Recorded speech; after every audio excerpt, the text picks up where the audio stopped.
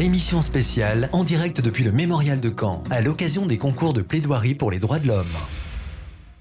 De retour au Mémorial de Caen, où nous sommes bien depuis le début de cette journée. Nous suivons le cheminement de ces plaidoiries lycéens, lycéennes. Nous vivons le 20e anniversaire justement de cet événement dans l'enceinte magnifique du Mémorial de Caen.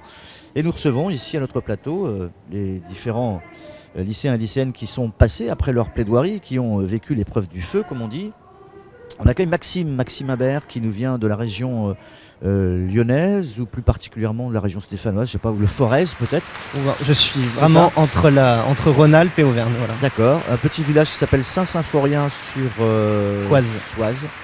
Et plaidoirie donc un peu particulière, puisque tu n'as pas défendu, enfin tu as défendu ta cause, mais on n'a pas parlé des causes récurrentes d'Alep, la Syrie, les migrants qui reviennent souvent, et tant mieux.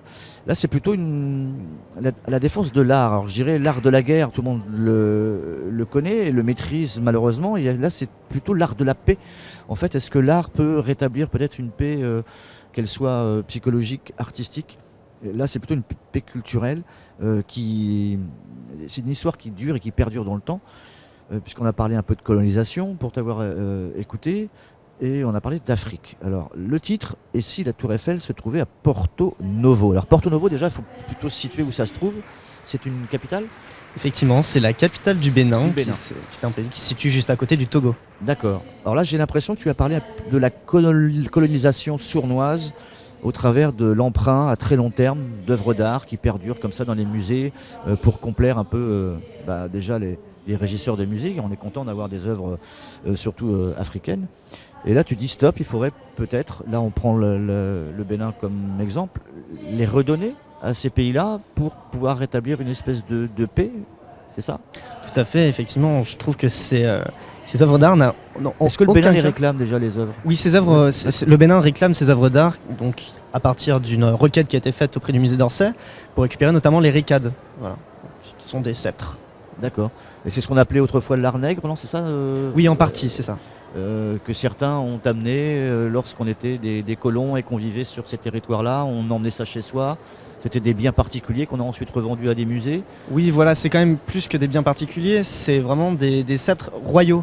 Donc ça a quand même une certaine importance, tout le monde n'avait pas ça chez soi, c'est quelque chose qui a une vraie valeur. Voilà. D'accord. Alors si on pouvait imager un peu pour qu'on puisse bien comprendre, c'est comme si en Afrique, dans une tribu africaine, on avait la couronne du roi Louis XVI, admettons, c'est ça? Absolument, c'est tout à fait ça. On serait donc revendicatif pour dire qu'il faut que ça revienne chez nous. Voilà. Voilà, donc ça c'est pas le cas. Alors pourquoi c'est compliqué alors actuellement?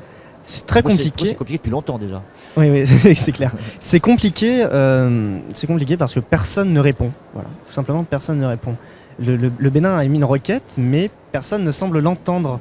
Et personne ne veut rendre ces œuvres d'art qui appartiennent au Bénin légitimement. Donc le gouvernement béninois a écrit au ministère de la Culture, ou comment ça s'est passé? Non, directement au musée d'Orsay. Ils sont directement adressés au musée d'Orsay pour leur demander la restitution de ces œuvres d'art.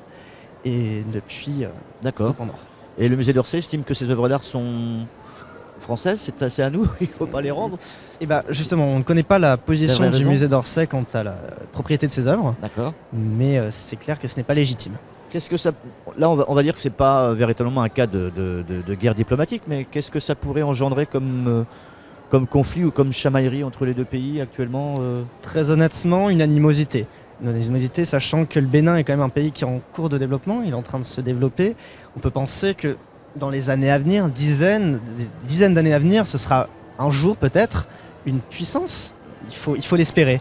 Et tourner le dos à un pays, même en développement, je trouve, c'est vraiment petit. Voilà, on a l'impression de revivre la même chose qu'on a vécu en Égypte il y a 30 ans, où en fait les Égyptiens ont dit, ils ont vraiment tapé du poing sur la table pour récupérer les œuvres d'art du Louvre. C'est un peu ça en fait. Le peuple doit pour se reconstruire, a besoin de s'appuyer sur son passé. Oui, c'est ce que je dis. En fait, il faut des objets forts, des symboles, voilà, de ce qu'a été l'histoire du Bénin. Pourtant, ça pourrait renvoyer peut-être le peuple béninois sur une épreuve un peu sombre, non, la colonisation, etc. Ou... Non, je pense que c'est pas forcément lié à la colonisation. Enfin, si c'est lié à la colonisation, mais peut-être pas directement à les renvoyer à cela. Je pense qu'ils peuvent faire la part des choses et se dire, maintenant, si on les récupère, tant mieux, on a tout gagné. Si on les a pas, par contre, c'est un problème. C'est des objets sacrés Non, ce n'est pas des objets sacrés en soi, c'est forcément. simplement que ça a une forte symbolique. Et qu'on peut les dater? Malheureusement, moi je ne saurais pas les dater, mais effectivement, elles le sont. Ouais. En ce qui concerne justement le travail que tu as fait là-dessus, pourquoi? La question est posée. Pourquoi Ouais. Pourquoi Pourquoi pas les réfugiés comme tout le monde, etc. Parce que je n'avais pas envie de faire comme tout le monde, parce que c'est surtout quelque chose dont Qui, toi, personne qui n'allait parler. t'interpelle Voilà, qui moi m'interpelle personnellement, et donc personne n'allait parler. Qui aujourd'hui se soucie du Bénin, je vous le demande? Ok. Tu as été aidé au niveau scolaire pour ce travail-là? Oui, Comment j'ai ça s'est d'une passé? certaine manière été aidé, notamment par ma professeure qui a fait une certaine en lecture, ainsi que mes parents. Ouais. D'accord. Recherche? Pour la recherche, je me suis débrouillé seul. D'accord, ok. Comment ça s'est passé au niveau de ce long cheminement qui t'emmène des loges jusqu'à la scène pour aller chanter les louanges de Porto Novo? Ça a été compliqué ou pas? Ou quelques secondes de mise en place, puis ensuite le texte part tout seul? Ou c'est compliqué? C'est une première pour tout le monde, hein, une grande Effectivement, aventure. c'est une première de monter sur cette scène. Mais bon, c'est très stressant en fait. Le moment le plus stressant, c'est les loges, puisqu'on voit les autres candidats qui disent non mais ne t'inquiète pas, hein, il faut pas stresser, alors qu'on est totalement serein et c'est Ouais, d'autant tout à plus fait. stressant, Ouais, ouais. voilà, de savoir que Et ensuite, donc une fois que c'est lancé, on vit ce moment-là avec Ah beaucoup oui, de avec jouissance. C'est forcément particulier. avec Ouais. passion, c'est quelque chose d'extraordinaire, c'est une occasion en or en fait. Ouais. C'est vraiment magnifique. La suite pour toi, tu es en seconde, Je suis en seconde, tout à fait. littéraire, non, ou scientifique? Je suis en seconde pour l'instant général, D'accord. mais je Et souhaiterais ensuite, tu ouvres une porte voilà. vers. Je souhaiterais m'orienter soit en littéraire, enfin moi Ouais. j'aimerais m'orienter en littéraire, ou en économie et sociale, mais j'ai quand même une préférence pour le D'accord. littéraire. Tout ça dans le but en fait de rentrer à Sciences Po ensuite. Tu te diriges pas vers l'art ou le Non, métier non. d'avocat? Non. Plus, d'accord. Et qu'est-ce que tu viens chercher là, ta quête ici particulière, et qu'est-ce que tu espères en tirer justement de cette expérience-là? Ma seule quête, c'est vous faire avancer. D'accord. Voilà, c'est faire avancer les mentalités, déjà vous faire découvrir le Bénin, parce que je pense que nombre de gens ne connaissent même pas ce pays. Et voilà, vous dire qu'il y a bien évidemment des choses qui ne sont pas restituées, qu'il faut aussi parler de ce dont on ne parle pas. Mm. C'est surtout ça. Tu viens pas chercher un trophée ici? Non, clairement pas. particulièrement. Non, il y a un esprit d'équipe que tu sens pour à la fait. plupart. Tout à fait, oui. On est vraiment très soudés entre candidats. Ce ne sont pas des candidats, et je le dis encore, ce n'est pas un concours. On déclame nos plaidoiries, mais ce n'est pas un concours. On n'a pas un esprit de concurrent. D'accord. On est tous amis, on est dans une ambiance qui est géniale entre nous, et c'est quelque chose de totalement... Tu as eu le droit à une petite visite culturelle, non, de la région? Oui, enfin, pas de la région, mais du mémorial en Ouais. soi. Oui, on a visité ça hier matin, si je ne Ouais. me trompe pas.